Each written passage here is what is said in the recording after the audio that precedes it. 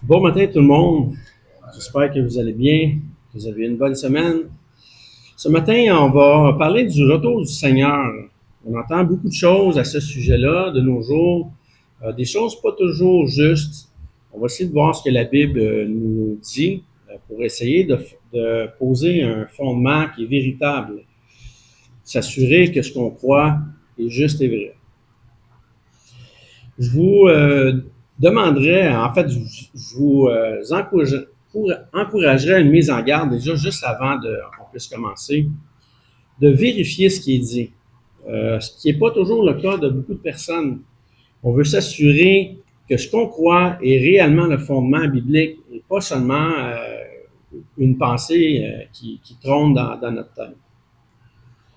Ce serait sage de vérifier et de faire ce travail-là justement pour s'assurer là, que tout est correct et conforme aux Écritures.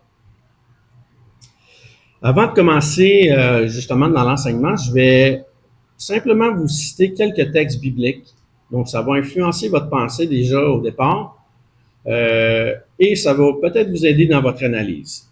On va commencer avec Joël 2.11 qui nous dit « L'Éternel fait entendre sa voix devant son armée, car son camp est immense et l'exécuteur de sa parole est puissant, car le jour de l'Éternel est grand, il est terrible. Qui pourra le soutenir? » Dans Joël 2, ça nous faisait référence, entre autres, au jugement en l'an 70, mais ça ne limite pas non plus à un jugement que Dieu pourrait faire dans le futur. On va aller voir maintenant Matthieu 16, 27. Ça nous dit, car le Fils de l'homme doit venir dans la gloire de son Père avec ses anges, et alors il rendra à chacun selon ses œuvres. Donc, il rend à chacun, autant les croyants que les incroyants, selon les œuvres. Donc, le fait de croire ou le fait de ne pas croire. On va aller voir 1 Corinthiens 15, 23, qui dit, mais chacun en son rang, Christ comme prémisse, puis ceux qui appartiennent à Christ lors de son avènement. Ça nous parlait de la résurrection, la deuxième résurrection du croyant, donc le corps glorifié. On va aller voir maintenant 1 Thessaloniciens 1.10, qui nous dit « Et pour attendre des cieux son Fils, qu'il a ressuscité des morts, Jésus, qui nous délivre de la colère à venir. » Donc, un jugement qui doit venir. Une délivrance pour le croyant. 2 Thessaloniciens 1.7. « Et de vous donner, à vous qui êtes affligés, du repos avec nous, lorsque le Seigneur Jésus apparaîtra du ciel avec les anges de sa puissance. » 2 Thessaloniciens 2.1 plutôt. Pour ce qui concerne l'avènement de notre Seigneur Jésus-Christ et notre réunion avec lui, nous vous prions, frères. Donc, une exhortation aussi faite par Paul aux Thessaloniciens. 2 Pierre 3.10. Le jour du Seigneur viendra comme un voleur, et en ce jour, les cieux passeront avec fracas, les éléments embrasés se dissoudront, et la terre, avec leurs œuvres qu'elle renferme, sera consumée. Acte 1.11, qui avait été cité par deux anges. Et ils dirent, hommes galiléens, pourquoi vous arrêtez-vous à regarder au ciel? Car Jésus qui a été élevé au ciel du milieu de vous viendra de la même manière que vous l'avez vu allant au ciel. Donc, des textes assez frappants. Donc, que je vous ai lancés vraiment rapidement, sans les expliquer. On va voir un petit peu en détail tantôt à quoi ça fait référence. Ce qu'on peut s'attendre, disons, avant le retour, c'est une incrédulité croissante au travers des gens du monde. Ça, c'est indéniable. La Bible nous parle des temps de Noé. Donc, les gens qui vont continuer de marier leurs enfants, faire des festins, comme si de rien n'était, et un jugement va frapper. Si vous vous souvenez bien, quand j'ai enseigné sur ma série sur l'herméneutique biblique, j'avais posé, si vous voulez aller revoir là, sur YouTube, j'avais à l'épisode 10 mentionné ici, demandé ici, en fait à l'épisode 1, excusez-moi, le premier épisode, j'avais demandé ici à l'Assemblée, est-ce que Jésus peut revenir à tout moment? Et là, on avait une discussion, il y avait beaucoup de gens qui disaient oui, mais tu sais, il y avait des raisonnements. Et je réaffirme aussi, encore aujourd'hui que Jésus peut revenir à tout moment.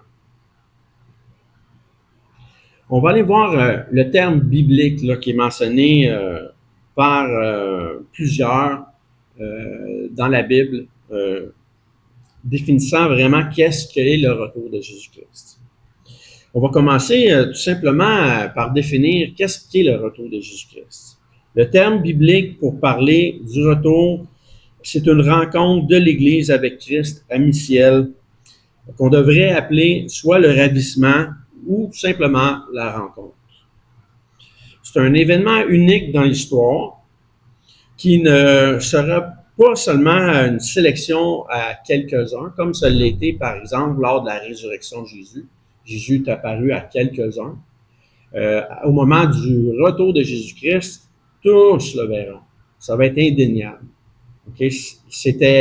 La résurrection était un événement incomparable, un point marquant de l'histoire, mais le retour du Seigneur va aussi être quelque chose de frappant.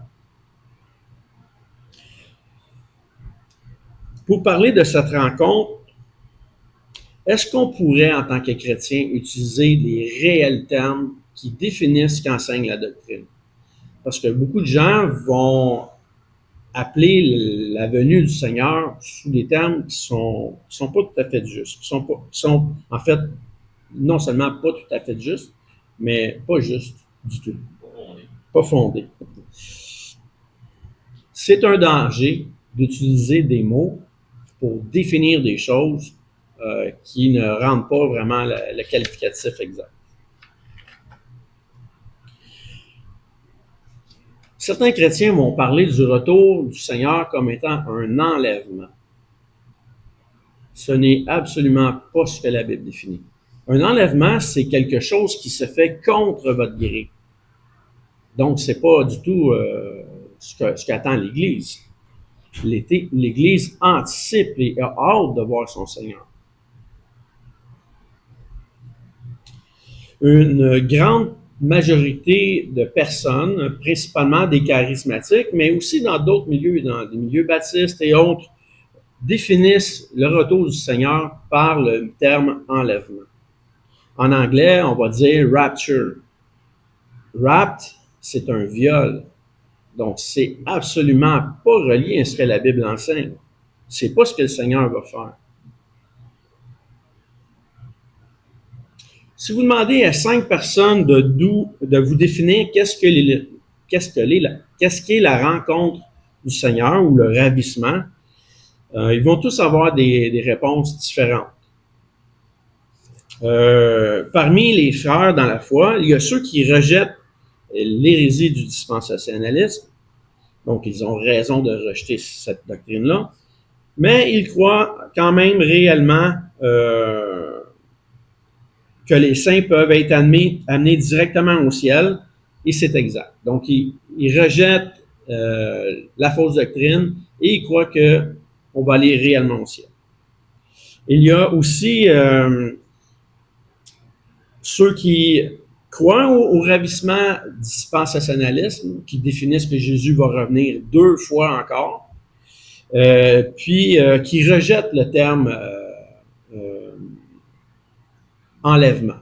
Okay? Donc, il y a des groupes qui sont un petit peu confondus dans certaines pensées, disons. Il y a ceux qui rejettent malheureusement complètement l'idée que les saints soient amenés directement au ciel, mais ces gens-là parlent encore de l'enlèvement. Donc, pour résumer, disons ce que la majorité des gens croient, ils vont quand même parler d'un enlèvement.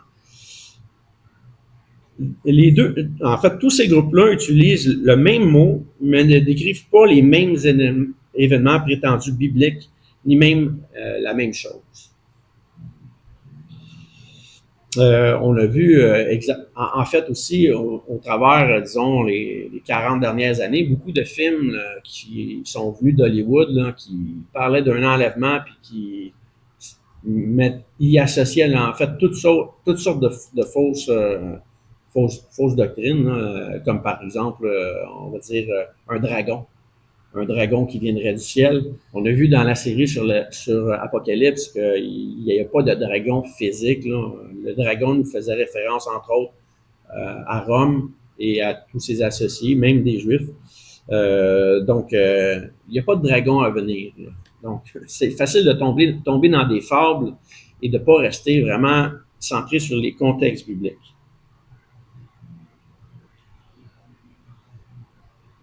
Pourquoi ne pas simplement dire, dans toutes les dominations, soulever le point commun que nous serons amenés à mi-ciel avec le Seigneur? Ça sera déjà assez juste, au lieu de parler d'un enlèvement. Je ne peux pas concevoir qu'on puisse associer une rapture, un viol, à ce que Jésus est en train de faire ou va faire.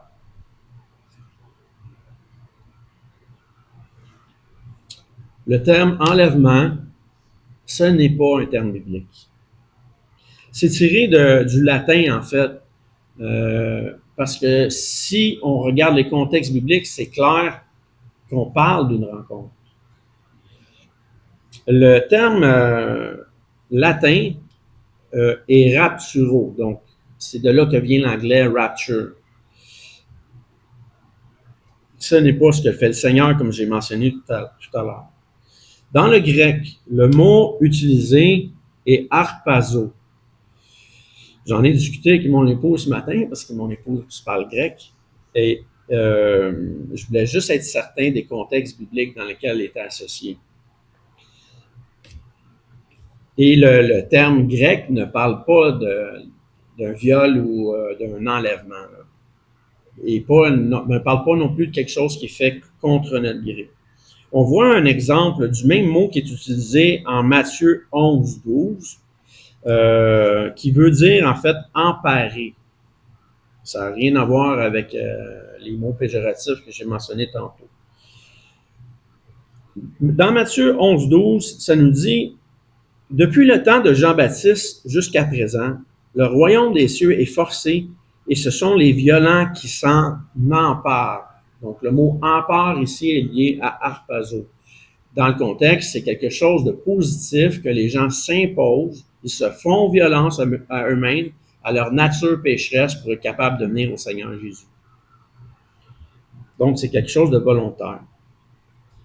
1 Thessaloniciens 4, 17, Paul dit en fait, dans la paraphrase, là, que nous sommes rattrapés. Il utilise le mot harpagomasté. C'est ça, harpagomasté. Qui a la même racine que le mot harpazo, mais ce n'est pas le même mot. Juste pour que vous... Là, je suis en train de parler de termes techniques. C'est sûr que quand on fait une exégèse des textes, on n'a pas le choix de regarder ces mots-là. Mais de façon pratique, si je peux vous donner un exemple, si je prends un livre, un livre de la loi, je ne pourrais pas dire que le livre de la loi, parce qu'il est écrit, c'était la parole de Dieu, au même sens que les Écritures. Il y a vraiment une distinction à faire. Donc, la Bible seule est un texte inspiré et les autres textes qu'on pourrait lire, même s'ils sont écrits, ne sont pas comparables à la Bible. C'est pas parce que de l'encre dessus qu'ils sont inspirés. Okay? Il y a une différence à faire. Donc, les contextes sont super importants. C'est pas seulement d'utiliser un mot qui fait en sorte qu'on arrive à être capable de donner une signification générale à ce que, entre autres, Paul est en train d'enseigner. Donc, Paul nous parle d'une rencontre, d'un ravissement, et ça n'a rien à voir avec un enlèvement.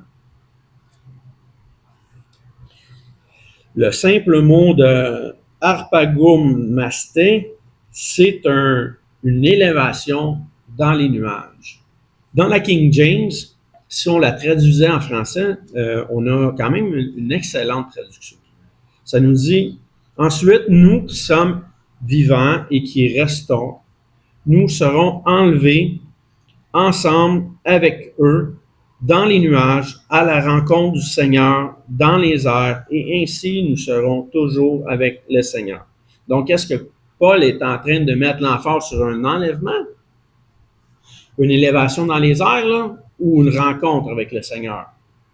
Dans le texte, ce qui est le plus important, c'est d'être avec le Seigneur. C'est là-dessus que Paul insiste.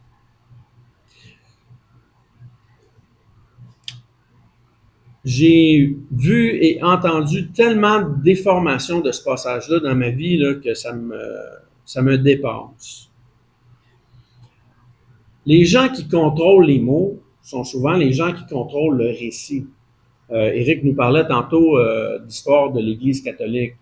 L'Église catholique est devenue, à un certain moment, catholique romaine, évidemment, là, est devenue tellement puissante qu'elle avait le contrôle des mots, elle avait le contrôle des doctrines, elle avait le contrôle sur les gens, le contrôle politique. C'était incroyable, son influence.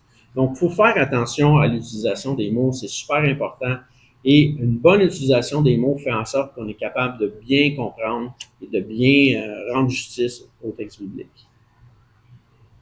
Dans les années 70, il y a eu le mouvement féministe pour l'avortement. On appelait ça à l'époque le mouvement pro-avortement. Okay? Et les gens réagissaient vraiment fortement à cette appellation-là. Et finalement, le mouvement pro-avortement a décidé qu'il changeait de terme et ils ont dit le mouvement pro-choix. En changeant leur terme, le mouvement a mieux passé dans la population et les gens qui étaient contre l'avortement ont commencé à être visés et comme si c'était eux, là, en fait, en voulant protéger la vie, c'est comme si c'était eux qui étaient les méchants, exactement. Donc, l'utilisation des mots peut vraiment changer le sens de bien des choses.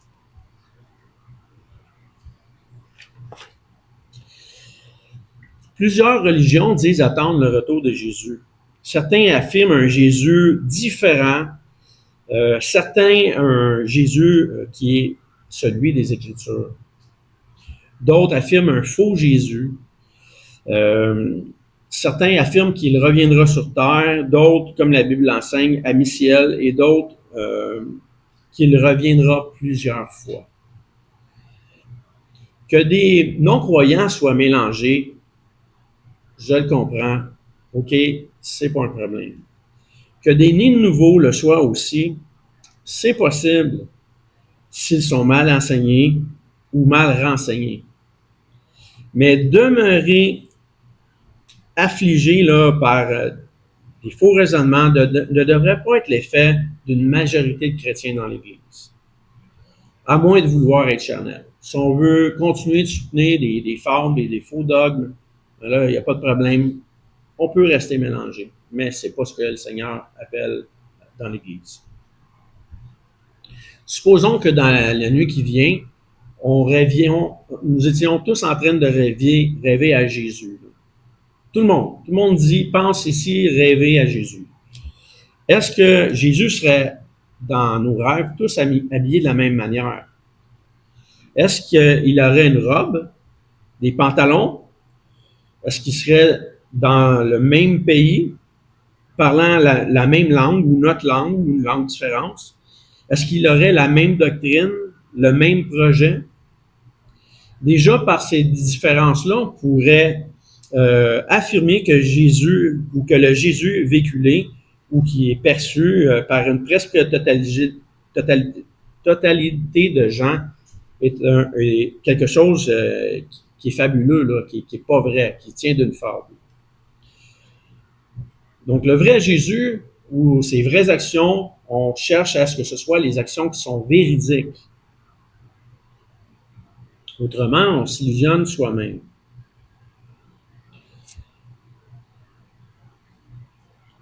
La Bible met en garde contre de nombreuses fables, même des fables qui sont dites chrétiennes.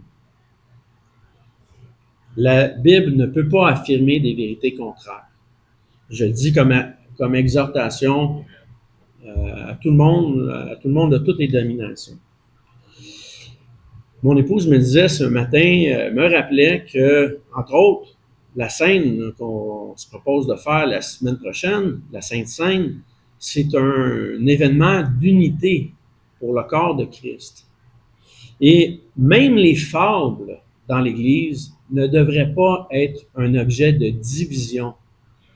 Ça ne veut pas dire qu'on doit les supporter, qu'on doit continuer qu'on doit les tolérer, mais ça ne devrait pas quand même créer de scission sur les points importants de doctrine qui sont soutenus au travers de la chrétienté. Beaucoup de mouvements qui n'enseignent pas correctement le retour de Christ vont quand même soutenir des dogmes importants sur le fait qu'on est sauvé de la même manière, en croyant au Seigneur Jésus, en affirmant qu'il est Sauveur, Seigneur, en se reconnaissant pécheur. Donc, à ce point-là, c'est pas parce qu'on a des points de vue différents sur ou qu'on a un point de vue juste sur l'avènement du Seigneur Jésus qu'on doit s'en servir pour diviser l'ensemble des autres croyants. Il y a toutes sortes de courants dans l'Église au niveau de l'eschatologie. Il y a le prémillénarisme, l'amillénarisme, le postmillénarisme, l'amillénarisme, dont je supporte les vues, et il y en a plusieurs autres aussi qui sont différents. Il y a plusieurs courants qui vont mettre l'emphase sur Apocalypse 20, sur la question du millénium, en le définissant un petit peu tout croche, en regardant pas les contextes. Tantôt, j'ai parlé des dragons. L'Apocalypse divise énormément aussi. Parce que les gens ne sont pas habitués à savoir qu'est-ce qu'est l'herméneutique. Très peu sont enseignés à ce sujet-là. Mais il est clair que les Écritures nous parlent d'un Jésus glorieux qui vient sur les nuées. Comment et pourquoi donc Jésus reviendra-t-il réellement? J'ai fait un long préambule, maintenant on va aller voir les textes bibliques. Commençons par le pourquoi avant de voir le comment. Okay? Selon la Bible, le retour de Jésus est présenté comme un événement réel, futur, visible et décisif. Un seul retour. Jésus reviendra personnellement. La Bible enseigne que ce sera le même Jésus qui est monté au ciel. Comme on a vu tantôt en Acte 11, qui nous disait « Ce Jésus qui a été élevé au ciel du milieu de vous, viendra de la même manière que vous l'avez vu allant au ciel. » Ce ne sera pas simplement une influence spirituelle ou une idée symbolique, mais réellement un retour personnel. Jésus va revenir en tant que roi des rois. Il l'est déjà, mais il va revenir en plein pouvoir. Non pas permissif. Il va revenir de façon décisive, établir sa pleine volonté. Il revient de façon visible et ce ne sera pas un retour secret comme plusieurs enseignent. Tout œil le verra. Dans Apocalypse 1:7, le passage que je viens de lire, là, tout homme le verra. Le contexte nous fait valoir justement la destruction de Jérusalem en l'an 70. Mais c'est pas parce qu'il y a des passages justement qui s'appliquent spécifiquement au retour, au jugement de Jésus par rapport à Jérusalem en l'an 70, que les mêmes parallèles ne pourraient pas se faire, disons, à son retour. On va parler tantôt d'une trompette, au son de la trompette. Est-ce que ce sera une trompette physique qu'on va entendre sur toute la terre? Si elle part, mettons, d'ici, et qu'elle se répand sur toute la terre, pour l'entendre au fin fond de la terre, il faudrait que le son ici soit assez fort pour qu'il puisse s'atténuer là, jusqu'à l'au bout de la terre. Donc, ça veut dire que ceux qui entendraient le son de la trompette ici deviendraient sourds. Là. Okay? Est-ce que ça va être vraiment une trompette physique? Quand la Bible nous parle d'une trompette, souvent, ce n'est pas physique. C'est simplement un symbole qui nous dit qu'à un signal donné, à un moment donné, il y a quelque chose qui arrive. Peut-être que ça sera une trompette, je ne sais pas, je ne vais pas en parler trop longtemps, mais pour ceux qui disent qu'il y aura réellement, qui affirment là avec certitude que c'est une trompette littérale, je mettrais peut-être un petit bémol. Je serais assez prudent. La Bible nous dit que comme l'éclair part de l'Orient et se montre jusqu'en Occident, ainsi sera l'avènement du Fils de l'homme. Donc, il y aura un jugement et non une approbation. En Matthieu, le texte que je viens de citer est en Matthieu 24, 27, toujours dans le même contexte, la destruction de Jérusalem. Mais il y a possiblement un parallèle qui peut encore être fait au retour de Jésus. Un autre point, ça nous dit que Jésus reviendra avec puissance et gloire. Contrairement à sa première venue là, qui était vraiment dans l'humilité, Jésus est né là, dans une crèche ou une grotte. Son retour va être spectaculaire. Ça va être de l'inégalé. Matthieu 24, 30, encore dans le contexte, je vous reviens parce que c'est important pour moi de vous ramener au bon contexte, qui nous parle de la destruction de Jérusalem.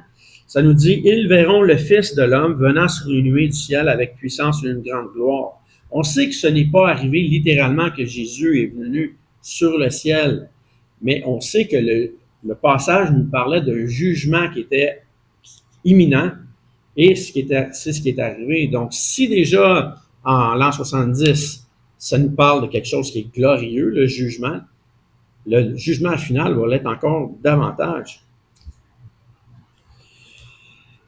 Imaginez le Fils qui paraît avec les anges de sa puissance. Tous les anges réunis. Ça va être incroyable. Des myriades et myriades, des nombres qu'on ne peut même pas concevoir. 2 Thessaloniciens 1,7 nous dit que car il est de la justice de Dieu de rendre l'affliction à ceux qui vous affligent, afin de vous donner, à vous qui êtes affligés, du repos avec nous lorsque le Seigneur Jésus apparaîtra du ciel avec les anges de sa puissance. Donc, dans la même lignée que ce que je viens de vous parler. Donc, Jésus, pourquoi reviendra-t-il? Pour rassembler les croyants. Et il enverra ses anges pour rassembler les élus. Donc, les élus sont simplement ceux qui ont décidé de croire au Seigneur Jésus. Et en même temps, il va transformer les croyants. Il va avoir un changement. Les morts en Christ vont ressusciter. Donc, ceux qui sont morts vont ressusciter. Ça ne veut pas dire qu'ils dorment en ce moment. Ils sont simplement auprès du Seigneur, sans un corps physique comme on en a en ce moment. Mais la Bible nous dit que l'âme ne peut pas mourir, ni l'esprit. Donc, ils sont avec le Seigneur, mais un nouveau corps va leur être donné. Tout comme à nous qui sommes croyants, un nouveau corps, si mettons, le Seigneur Jésus revenait aujourd'hui, nous qui sommes vivants, on ne va pas mourir. C'est juste que notre corps va être renouvelé, complètement transformé, être glorieux, et parce que la mort, en fait, la chair ne peut pas hériter de l'immortalité. Donc, Dieu doit donner à ceux qui sont vivants un nouveau corps. La Bible nous dit qu'en un instant, nous serons changés. 1 Corinthiens 15, 51, 52. Dieu a fixé un jour où il jugera le monde. Acte 17, 31. Pour établir pleinement son royaume. Les royaumes du monde sont soumis à notre Seigneur et à son Christ. Apocalypse 11, 16. Ils le seront déjà, mais ils seront pleinement et ils ne pourront pas contrer sa volonté à son retour. Quand Jésus reviendra-t-il? La Bible affirme que personne ne connaît la date. Personne ne connaît le moment, le jour ou l'heure. Même si plusieurs font de fausses prophéties et affirment des jours précis, il ne faudrait juste pas en tenir compte et revenir au texte biblique. On est toujours en attente et personne ne va pouvoir deviner le jour ou calculer un jour ou se fier à certains chiffres là, pour établir le moment du retour de Christ. Tout ce qui freine le retour de Christ en ce moment, c'est que Dieu est bon, Dieu est patient et veut que tous les hommes soient sauvés et parviennent à la repentance. Malheureusement, ça n'arrivera pas. Tous les hommes ne se repentiront pas, mais la possibilité est là et Dieu est patient justement parce qu'il veut que le plus grand nombre des hommes soient sauvés. Donc, les croyants sont appelés à être vigilants, à bien comprendre les textes bibliques et être dans l'attente. On devrait se réjouir du fait que Christ va revenir. On devrait anticiper ce moment-là comme étant quelque chose de bénéfique pour nous, quelque chose de juste et de louable.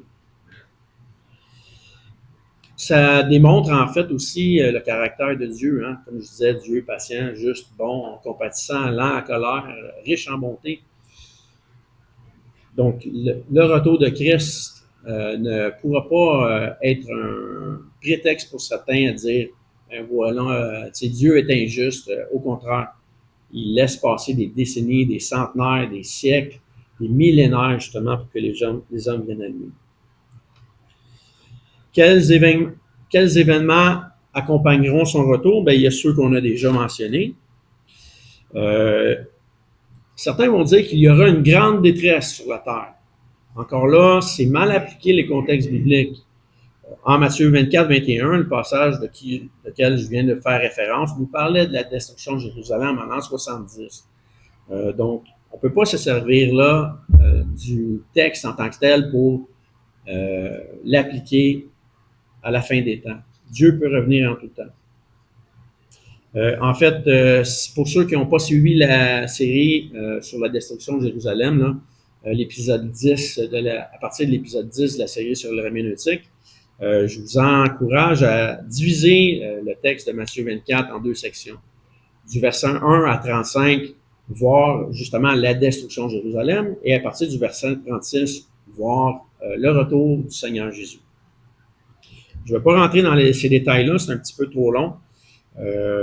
Mais pour ceux qui étaient ici, qui ont déjà visionné ou été présents, là, vous comprenez bien le sujet. Il n'y aura pas de lune en sang.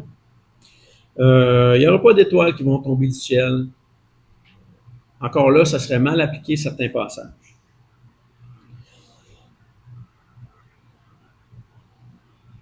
Mais il y aurait certainement un jugement des nations incroyantes. En fait, des individus au sein de nations. Un jugement individuel et certaines nations, comme on le voit en ce moment, sont beaucoup plus incrédules que d'autres. Et je ne vais même pas parler de nations éloignées. Je vais en premier parler du Québec. Ici au Québec, on a énormément de gens qui sont incrédules, des gens qui ne se confient pas au Seigneur Jésus-Christ. Une grande majorité, même des gens qui disent porter son nom, des gens qui se disent être chrétiens, qui ne vivent pas comme des gens dans la foi, qui ne gardent pas la parole, en fait, et ne gardent pas ses enseignements. Le but ultime du retour de Jésus-Christ, c'est de marquer l'accomplissement du plan de Dieu. Vaincre définitivement le mal, juger avec justice, établir un ciel nouveau et une terre nouvelle, demeurer éternellement avec son peuple, comme c'était prévu dans le Jardin d'Éden. Apocalypse 21, vraiment qui nous parle du retour de Christ, nous dit « Voici le tabernacle de Dieu avec les hommes. Il essuiera toute larme de leurs yeux. » Si on fait un résumé biblique, selon le Nouveau Testament, Jésus reviendra personnellement, visiblement, dans la gloire et la puissance, avec les anges, pour ressusciter les croyants. Donc, comme j'ai mentionné tantôt, avec les nouveaux corps, rassembler son peuple, juger le monde et établir définitivement son royaume éternel. Mais quel type de Jésus attendez-vous? Un faux Jésus? Un Jésus de fable véhiculé par certains hommes? Le Jésus des doctrines charismatiques? Le faux Jésus d'anathème, des gens qui prêchent un faux évangile? Le Jésus mystique de Darby et Scofield? Le faux Jésus des témoins de Jéhovah et des Mormons? Comme on dit à Edmonton, Jésus McDavid, C'est une farce. Ou le Jésus des Écritures. J'aimerais bien attendre Jésus McDavid à Montréal pour le Canadien. Je pense pas que ça soit probable, mais ça, c'est vraiment lié simplement au monde du hockey. Mais si on parle du Jésus des Écritures, j'espère que vous croyez au réel Jésus. Serez-vous surpris par le retour du Seigneur? Moi, je vous confirme que dans beaucoup d'églises, beaucoup de gens professent un faux enseignement sur le retour de Jésus et ils seront surpris quand Jésus va arriver. Ils vont attendre tellement d'autres signes précurseurs que quand Jésus va être là, comment c'est possible? Ce qui les auront conduits, c'est leur fausse théologie.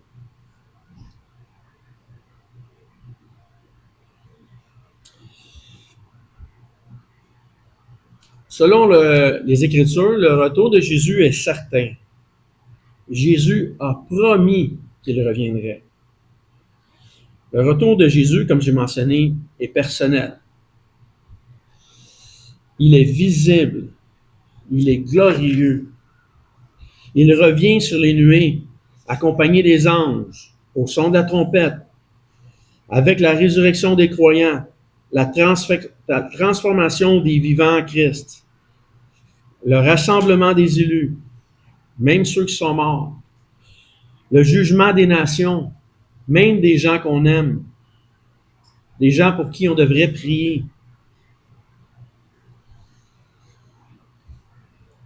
Il y aura une récompense des croyants, une destruction du mal, une nouvelle terre, des nouveaux cieux, des nouvelles terres, des nouveaux cieux qu'on ne peut même pas imaginer.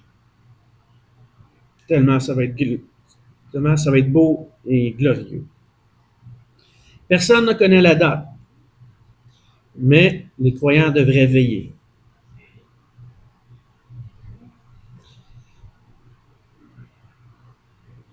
Ce sera la fin de la patience de Dieu. Et à Christ sera remis toute la gloire. Je vais terminer en citant Philippiens 2, 5. Je vais vous inviter à tourner. Je ne vous ai pas fait tourner beaucoup aujourd'hui, je vais en profiter. Philippiens 2, 5. Paul parle à l'église de Philippe et il lui donne tellement une belle exhortation.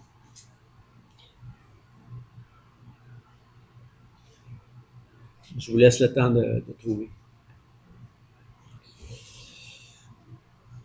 Paul leur dit, « Ayez en vous les sentiments qui étaient en Jésus-Christ, lequel, existant en forme de Dieu, n'a point regardé comme une proie à arracher d'être égal avec Dieu, mais s'est dépouillé lui-même en prenant une forme de serviteur, en devenant semblable aux hommes. Et, ayant paru comme un simple homme, il s'est humilié lui-même, se rendant obéissant jusqu'à la mort, même jusqu'à la mort de la croix, la pire mort possible. C'est pourquoi aussi Dieu l'a souverainement élevé et lui a donné le nom qui est au-dessus de tout nom, afin qu'au nom de Jésus, tout genou fléchisse dans les cieux, sur la terre et sous la terre, et que toute langue confesse que Jésus-Christ est Seigneur, à la gloire de Dieu le Père. Où serez-vous pour l'éternité? C'est une bonne question, hein? Parce que le retour de Jésus-Christ ne prend pas de sens si vous ne croyez pas réellement au Jésus des Écritures. Donc, avant de penser même au retour de Jésus-Christ, je vous invite réellement à reconsidérer qui est Jésus. Qui êtes-vous en premier? Est-ce que vous êtes un pécheur? Si vous ne reconnaissez pas que vous êtes un pécheur, vous ne pouvez pas être sauvé. Jésus est venu sauver des pécheurs, des hommes qui ne se reconnaissent pas justes, qui ont besoin de lui comme sauveur et comme Seigneur. Donc, le point suivant, c'est de reconnaître Jésus comme votre sauveur, reconnaître l'œuvre de la croix et le reconnaître comme Seigneur. Pas seulement quelqu'un qui est venu mourir pour quelconque péché, mais le Dieu, le roi des rois, celui qui fait partie de la Trinité et qui veut réellement votre bonheur éternel. Donc, je vous laisse là-dessus. Si jamais vous avez des questions, ça va me faire plaisir d'y répondre. J'aurais pu vraiment apporter beaucoup d'autres points. J'ai essayé de garder ça dans la simplicité de l'Évangile. Regardez ça assez simplement, même si la Bible nous donne beaucoup, beaucoup de détails. J'espère que ça peut vous éclairer là, puis vous bénir. OK. Hey, la moindre des choses qu'on peut dire, c'est que l'enseignement de ce matin, c'en est un qui était édifiant. Merci, frère Dominique, pour ta participation. Merci de nous avoir amené la parole. Ça fait vraiment écho aux enseignements. Ceux qui ont participé les mercredis ou qui ont accès aux enseignements des mercredis, ça fait vraiment écho aux choses que j'ai déjà enseignées. Il y en a qui ont sûrement reconnu un paquet de trucs, qui ont entendu les mercredis ici, concernant le retour du Seigneur, puis comme de la démystification de toutes ces choses-là qui n'a aucun rapport avec les enseignements populaires qui sont en fait influencés par, entre autres, le dispensationalisme. Donc, la rencontre avec Amiciel, hein, donc que le frère nous parlait, en fait, ce n'est pas l'enlèvement. C'est un sujet, comme il nous disait, qui apporte beaucoup de confusion dans la chrétienté. Et effectivement, j'ai aimé ça parce que tu as parlé du terme rapture qui n'est pas l'enlèvement, qui n'est pas dans la Bible, dans King James, le terme rapture, mais tu vas le trouver enlevé, ont été enlevés dans la Louis II, parce que la Louis II, bien qu'elle est excellente pour une étude générale, c'est une Bible qui a subi des influences dispensationalistes. Donc, définitivement, c'est pour ça que des fois que les termes, ils sont allés au mieux de ce qu'ils pensaient, pensant aider la doctrine, mais en fait, ils n'ont pas aidé grand-chose. Ils ont plus amené plus de confusion pour, si on veut faire une étude pointilleuse. Là, comme tu l'as dit, c'est là, à ce moment-là, on peut devenir un petit peu plus pointilleux sur les mots, sur la qualité des mots, sur la qualité du sens des mots. Et dans 1 Thessaloniciens 4,17, en fait, cut, en anglais, dans King James, c'est cut. Le terme, tu l'as bien dit, c'est rattraper. C'est ça, c'est pas enlever. C'est comme si tu dis, mettons, je sais pas, tu dis Max, va au restaurant, va te rattraper, va venir te rejoindre. C'est ça. C'est le sens. Il est plus dans ce sens-là, et non pas, vas-y, puis mec, j'arrive au restaurant, je vais t'enlever. C'est pas vraiment ça. Le sens, c'est vraiment, on va se rejoindre. C'est ça que le sens qui veut dire. Donc, et tu as fait une mention concernant que tu étais amillénariste, ou c'est la position que tu adoptes. Je veux juste faire une distinction parce que quand on dit amillénariste, certains comprennent amillénariste. Il y a une distinction entre l'amillénariste et l'amillénariste. Donc, amillénariste, ça veut dire dans le millénium. Donc, maintenant millénariste, c'est ça que ça veut dire quand on vit dans le millénium présentement. Je suis de cette même position aussi, pour des raisons qui sont complètement bibliques. Si jamais vous avez des questions là-dessus, venez nous voir, on va vous montrer dans les Écritures, vous allez faire comme ah, c'est donc bien clair, c'est donc bien simple. Mais oui, effectivement. Merci Dominique. Donc, sur la chaîne de Frère Dominique, sur la chaîne L'Église du quartier, vous pouvez trouver les enseignements qu'il a fait. Je pense qu'il y avait une série qui s'appelait la guerre des Juifs, quelque chose comme ça que tu avais fait aussi. Qui parlait de ça, je me trompe-tu ou j'ai raison, c'est ça. Donc, et puis, il y avait aussi Jesus Gonzalez. Tu n'as pas parlé de lui? Non? Non. Hein? Jesus Jones. Non, mais morale d'histoire, soyons prêts. On ne sait pas quand est-ce qu'il revient. Soyons prêts pour le retour de Christ. Comme il a dit, veillez. Donc, veillons, soyons prêts.